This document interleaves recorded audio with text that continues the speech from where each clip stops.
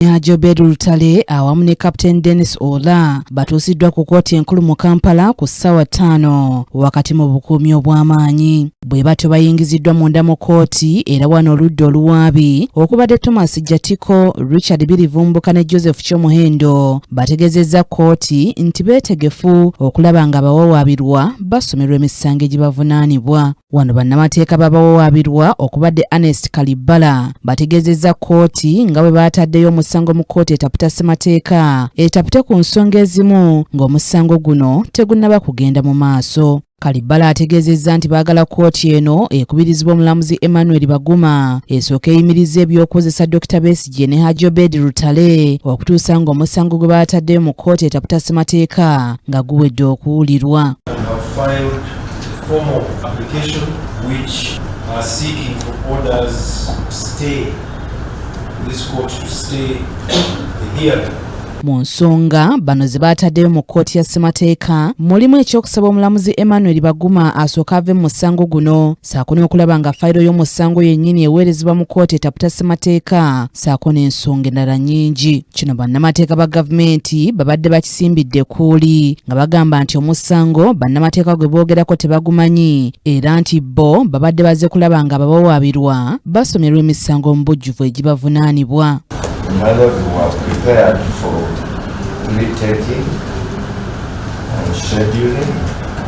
I pray that this honorable court be pleased to have the plea of the accused persons. Kyokka omulamuzi Emmanuel Baguma asazeewo okukkiriza okusaba kw'oludda oluwawaabirwa ng'era wadde n'ebiragiro ebigenda okugobererwa enjuyi ebbiri eziri mu musango guno.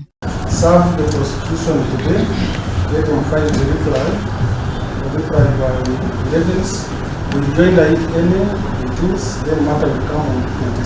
Baguma ataddewo ng'ennaku z'omwezi 22 omwezi guno okuwulirizamu omusango guno mwe baagalira asooka ayimirizza okukozesa Besigye ne banne okutuusa nga kkooti etaputa ssemateeka emaze okusalawo. Oluvannyuma twogeddeko ne bannamateeka b'abasibe okubadde Martha Karua ne Elias Lukwago. Defense lawyers filed a constitutional application because we were dissatisfied with the refusal of the judge, Justice Baguma, to recuse himself, and also his refusal to refer the question of his recusal to the Constitutional Court. That's when the last time we were here. Ekyatututte mu kkooti etaputa ssemateeka tuteekayo okusaba kwaffe kubanga emiwaatwa gyonna gye tubadde tuyitamu wano mugambye owaayo musango guveemu n'agaana.